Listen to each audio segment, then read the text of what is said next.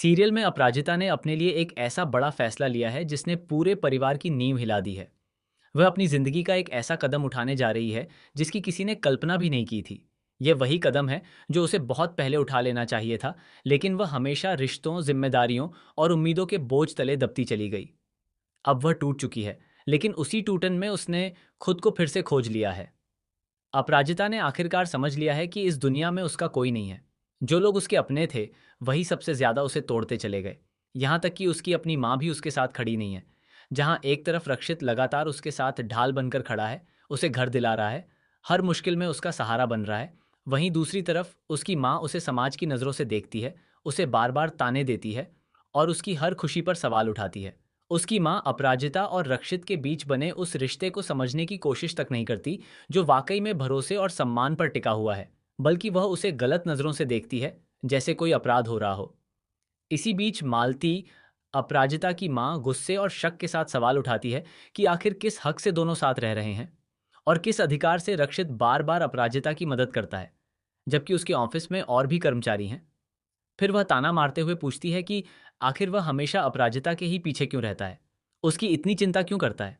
इन शब्दों ने अपराजिता के अंदर कुछ तोड़ दिया होता है, लेकिन इस बार वह चुप नहीं रहती। उसके सब्र का बांध टूट जाता है।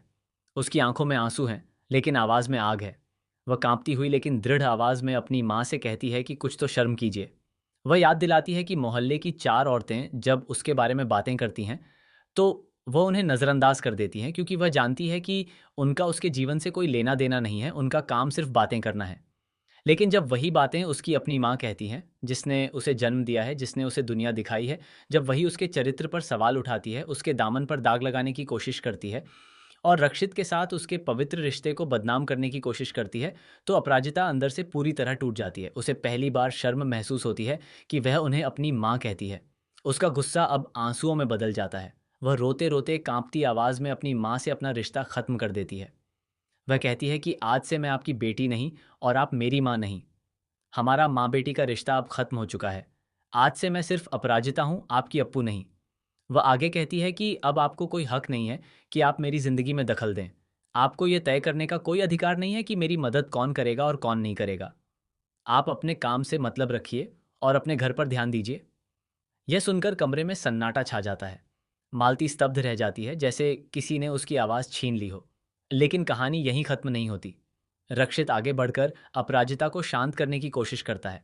वह उसे समझाते हुए कहता है कि वह गुस्से में बहुत ज़्यादा बोल रही है, क्योंकि आखिरकार वह उसकी माँ है और माँ के लिए ऐसे शब्द नहीं कहे जाते।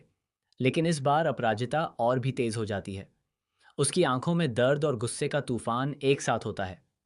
वह रक्षित की तरफ देखकर कहती है कि वह जानती है कि वह उसकी माँ है, तभी तो उसने इतना कुछ कहा है।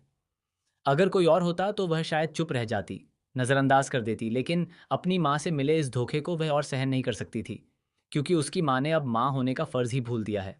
और तभी अचानक कहानी में एक ऐसा मोड़ आता है जिसकी किसी ने उम्मीद नहीं की थी। रक्षित, जो अब तक अपराजिता का सबसे बड़ा सहारा माना जा रहा था, अचानक चुप हो जाता है। उसके चेहरे पर एक अजीब सी बेचैनी आ जाती है। वह कुछ कहना चाहता है लेकिन रुक जाता है। उसी पल उसके फ़ोन पर एक कॉल आता है और स्क्रीन पर एक ऐसा नाम चमकता है जिसे देखकर वह पूरी तरह हिल जाता है। Malti Devi, secret call recorded. रक्षित का चेहरा पीला पड़ जाता है। अपराजिता यह सब देख लेती है। कमरे में सन्नाटा और गहरा हो जाता है। रक्षित कॉल काटने की कोशिश करता है, लेकिन तभी स्पीकर ऑन हो जाता है और दूसरी तरफ से एक रिकॉर्डेड आवाज़ आती है।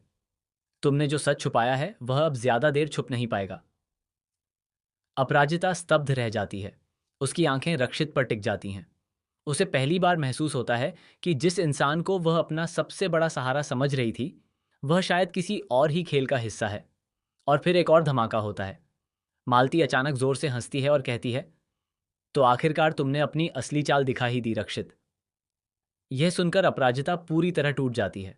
उसे समझ नहीं आता कि कौन सच बोल रहा है और कौन झूठ।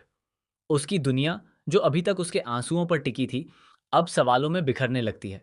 रक्षित आगे बढ़कर कुछ सफाई देने की कोशिश करता है, लेकिन अब अपराजिता पीछे हट जाती है। वह कांपती आवाज में बस इतना कहती है, मुझे अब किसी पर भरोसा नहीं। और इसी के साथ कहानी एक ऐसे मोड़ पर पहुंच जाती है जहां हर रिश्ता, हर सच और हर इरादा सवालों के घेरे में आ जाता है। अपराजिता की जिंदगी का यह फैसला अब सिर्फ विद्रोह नहीं रहा, बल्कि एक ऐसा रहस्य बन चुका है जो आने वाले समय में सब कुछ बदल देने वाला है।